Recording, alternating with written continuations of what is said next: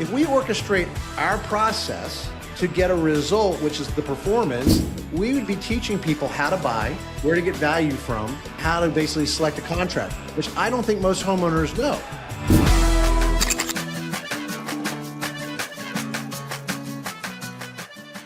All right, Drew, let's talk about sales and selling by design. We're going to break this into a series of multiple segments because this is such a strong, robust discussion that we're going to have. And we're going to break it down into three major categories. We're going to talk about systematic approaches. We're going to talk about air, because that's kind of one of the things we sell a lot of: air quality, air temperature, air humidity, yada, yada, yada. And then compelling people to buy through emotional currency. So welcome to Cracking the Code, Drew. Let's get started. Well, thanks for having me, David. Great to be here with you as always. You bet. So systematic approaches. Let's talk about that. Yeah, I mean, when we talk about selling by design, I mean selling by design and not by default. But then I also mean selling your design. And I think in the industry, that I've grown up in and been in for 50 some odd years, 52 years to be exact, coming up on 53. What I learned is that the manufacturer kind of drove everything, and whether it be the manufacturer or the distributor, and whose equipment you were selling. And I think to this day that still happens quite a bit. And basically what that forces the customer to do is commodity and comparison shop, and they commodity and comparison shop because contractors commodity and comparison sell. And we're going to talk about in another session about how to be compelling, because if you were compelling, there'd be no comparison. And so part one of this is basically that systematic approach to yield more reliable revenue. And by that, I mean, if you focused on selling your design with a somewhat of a structured, systematic approach to what it is that you do versus just running leads, spraying and praying, quoting and hoping with proposals, leaving behind proposals or emailing proposals that are all focused on brand model efficiency and capacity out of the same customer relationship management software or field service management software like everybody else is using, you all look and sound and feel eerily alike. And you're all focused on selling the box, which is the biggest part and the most expensive part, but it's the least important part of this system, because as you and I have talked about, 70% of the manufacturing process, it takes place in a home and is the responsibility of the contractor. And so the parts get assembled into a complete recipe or solution, if you will, to get a result and an outcome, which is what people buy, is the outcome and the results. They get the things. They buy the experience, the impact, the problem resolved, the better lifestyle, the better livelihood for themselves, right? And better health, safety, comfort, all that, specifically as it relates to them. Just saying better comfort, better health, better safety is not good. What does that mean to these people? And so if we orchestrate our process, what we do as we go in the house and connect with people, to create a design, and we talk about our people and our processes, and we assemble a series of parts and pieces in our processes to get a result, which is the performance, which is the actual product, right? If we focused in on that conversation, we would be teaching people how to buy, where to get value from, and how to basically select a contractor, which I don't think most homeowners know. But the problem is most contractors go in and quote brand, model, efficiency, capacity, offer a proposal. They mail it or email it behind, leave it behind or email it after the fact. And the customer is shopping for this much like they would an appliance, a car, electronics, groceries, clothing, whether that be in a retail store or online, right? And so we get commoditized, and then we just end up not getting the performance and connecting with the customer at the level that we should. And I think that has to change. Yeah, I agree with you 100%. In fact, you think about this, and I love the idea of positioning us as contractors as the actual manufacturer of their indoor comfort system. I mean, where else can they buy a John Cameron and Son system? Where else can they buy a whole service company system? I mean, they can't buy it, but from us. We are the sole proprietor of said product, right? So we're the producer, we're the manufacturer. If our offer is so understanding and compelling and value rich, why would they go shopping? Yeah, exactly. And everything else they buy, they do buy from a provider. And if they have a problem with it, they're going to go back to the provider and they're going to talk to the provider about the thing. I'm not happy with the thing. I got this thing from you, right? And the things that we basically provide are the things that they're going to come back to us if they're not happy. And they're going to tell us, I'm not happy with the thing that I bought from you. Okay. But that thing was incorporated into a series of things. Okay. It's like I don't complain about the apples in the apple pie if I'm not happy with the apple pie, right? It's the whole pie. It was the result and the recipe and the process and the kitchen and the cooking utensils and the people that did what they did and the process they executed to get the apple pie. It wasn't just the apples, right? And so that's where we got in trouble, right? That's like saying, hey, I'm going to give you a set of tailor-made golf clubs, Titleist balls, and FootJoy apparel, and I'm going to send you out to Augusta. Good luck, right? Giving me the equipment and the parts and pieces does not make me a golfer. It's about my ability to make the golf shot. And as contractors, it's about your ability to get the result, okay, to solve the problems, make the life impact, enhance their lives, right? Change things, improve things, whatever it is, eliminate things, whatever it is that you found out from the people in your process. But most contractors, they rush to get out to talk about themselves and the product, to sell the thing, to get the result for themselves, which is revenue and a crew filled and then the revenue, right? And a profitability that stems from that and personal income that stems from it, right? They're all outcome driven for themselves, when the reality is if you were outcome driven about those that you served, right, through your systematic approach, and differentiated yourself from the time you showed up from the time you marketed to the time you took the phone call to the time you showed up at the door. And again, we're not talking about the service side of things, but we're talking about the in-home sales side of things. If you were different, you'd be treated different, but you don't. And so the customer, all they can find online when they go to look for this stuff anyway, by the way, is they can find things from the big box retailers, they can find information from manufacturers, and they can find things from the online lead aggregators such as Yelp and Angie's List and things like that, right? So all they get is propaganda. They don't get any education as to how to buy this. So what do? They use the same process, David, that they use to buy the truck, the car, the appliances, the electronics, right? The commodity comparison shop. I could get multiple quotes. And reality is if they pull back and realize it's the contractor that's going to assimilate a whole bunch of parts and pieces with processes to get a result, it's most important to get the right person. So the most important day in the life of the machine is the day that the customer picks the designer, then the day that they design it, then the day that they configure the parts and pieces, install it, verify its performance, and then confirm that basically over the next couple of years that the customer's happy with the experience and results that they're getting out of the box, because I don't think the purchase is done for 1 to 2 years. Absolutely. You have to live with the solution. I mean, we're a very important industry. And I always tell people, I say, every cubic foot of air that your family breathes, that your guests breathe in this home is going to be processed by our system. Every cubic foot of air that goes into your lungs is going to go through our system at some point within this structure.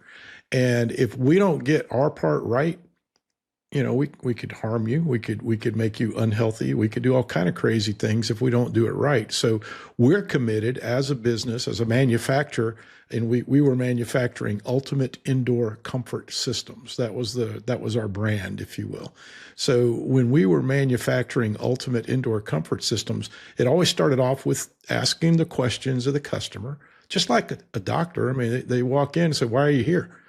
Tell me what's going on. Where does it hurt?" It's like, okay, let's figure that out, just like a doctor does. Let's identify what's important to them. Why are we having this conversation right now? And then doing the proper prescription, because you and I both know prescription without diagnosis is malpractice. And yet our brothers and sisters, a good number of them in our industry, they rush right to the prescription without doing any diagnostic work whatsoever. So I think when we think about a systematic approach, it really does kind of touch all those bases, right? Yeah, 100%. The first thing is we know we go in and we are people dealing with people, right? A human's life was happening, then something happened, and now they're in a place of suffering. That's the way I look at it, right? And so they're calling us to help end the suffering. And what they're really looking for is they're looking for information so they can make an informed and intelligent decision. When a customer calls us, that's all they ever want is information to make an informed and intelligent decision. My job is to be that resource that basically, teaches them how to buy, teaches them where value comes from, teaches them what good contractors do and don't do, right? Don't bash other people, but let them know here's what a good company does to get you the results that you want. And then goes ahead and does those things and shows them that and gives them good information so they can make a good decision. And then they're in a place to make a good decision. My job is to show them everything that is possible, everything that I found, every solution that's available, and what they cost and how they can pay for it, along with the warranties and guarantees. And then their job is to make a decision as to, how much of a remedy do they want, to the problems, and what do they feel comfortable spending, right, to get the peace of mind that they want. And so that begins with, I got to survey the people. Then I got to look at the house's subsystems, right? It's the living space, it's the building envelope, it's the equipment and the duct systems and the electric and the fuel and the exhaust and the condensation removal and things like that, right? All those integrations. And it's the safety, it's the code, it's the permits, standards, manufacturer specifications. I got to make sure we address all those things so that it's safe and functions the way that it's supposed to according to the manufacturer. And then I get the performance. I test it. Right? I test my work after the fact to prove that I, made the changes and I'm getting the results that I said that I would, right? And that's what shows up in the customer's life, right? The comfort, the health, the safety, the quietness, the lack of odors, lack of noise. Improvement in the energy efficiency, lower utility bills, that peace of mind, that longevity, the certainty, and we address all of that. It's amazing to this day, David, how many times I ride along with technicians and salespeople, and they never walk around the house and look at the location of every supply and every return, and interact with the living space in the system, right, where they live. They live and interact with the system in the living space, yet the contractors all go right to the equipment. And I ask questions all the time, like how many contractors know what stack effect is? Nobody does, right? I ask how many contractors do load calculations on every house. About less than 10% do. How many of you test the airflow of the system, or at the very least pull out a tape measure and a ductulator to see if the duct system has the potential to deliver something? Because if you don't have the potential, right, there's a high probability you're not going to get a good result. There's a low possibility that you get any kind of thing that solves any problems, right? And so that's what I mean by having a systematic approach. And through EGIA, that's what I've taught in the sales execution class and the sales elevation class and the design principles class, is taking this systematic approach to basically educate customers to make better buying decisions. So special note for all of you Contractor University members, if you have not taken those classes on the platform, they're there for your consumption, to share with others on your team, to implement these ideas. It's not for a lack of good ideas that are available to you that you're not succeeding. It's for a lack of implementing those good ideas. It's for a lack of engaging with the good ideas and actually doing something with them. I mean, we got tons of information. And in fact, back when we were both running or operating within our family businesses, you're up in the Northeast, I'm down in the Southeast. A mutual friend of ours, Dominic Garino, wrote an article, and he said, he challenged the industry back, this would have been like 91 or 92, something like that, where he said, we need to look at the whole house as a system, right? We need to look at what's going on within the entire structure. And I took that to heart. I know you did as well. And we got focused on doing those diagnostic things. I mean, we were doing blower door testing, we were doing flow hoods, we were doing carbon monoxide testing, we were doing all those kind of things back in the 90s. A lot of people think that's some sort of new trend, but it's not new. It's these are fundamentals of proper HVAC work, in my opinion, anyway. And it revolutionized our business because it forced us to slow down. It forced us to ask the right questions. And an interesting thing that, I've gone back and read that article many times because it really is what got me fired up about doing more things for our customers. But one of the things that I realized is in that article, there wasn't a real focus on asking the customer. I mean, it was all about the structure, right? Look at the whole house as a system. Well, I look at it as like there's three components to an HVAC system. There's the mechanical component, right? The equipment, that's what we're all used to talking about within our industry. There's the box that we're trying to condition, but the most important piece is the people that are operating it and living within it, right? It's like you got the consumer that you're talking to that's really the most important piece of the puzzle, because they're the only one that can say yes or no to your offer. And that's who we're really trying to serve. It's a people business, isn't it? Yeah, 100%. I mean, we live as humans, we live inside the duct system, right? I mean, and the doors inside the house act as dampers, right? Because we have the supply comes in one side, the return comes out, goes into the other side, right? And we live inside the things, and how we move and interact within the space determines basically how that comfort system is going to, interact and whatnot. And I always have said, any clown in town, right, can hook up a heating and cooling system that basically says that that's what they do. Even handymen can do this to some extent, right? But any clown in town could hook it up and make it run, make it operate. That doesn't mean that it's functioning, and that doesn't mean that it's performing, right? And so, but how effectively and how efficiently that machine operates is 100% predicated upon its design, installation, the duct system, and the building envelope. And we as contractors have to take that into consideration. The problem is that most contractors focus on trying to be the best person selling the box, maybe even at the cheapest price in many cases, but and they're focused on that. And I don't focus on being the best, right? I focus on being unique. And I think that's what you did too, right? Because if you were unique, you're the only one, and therefore by definition, you are the best in class because you're the only one.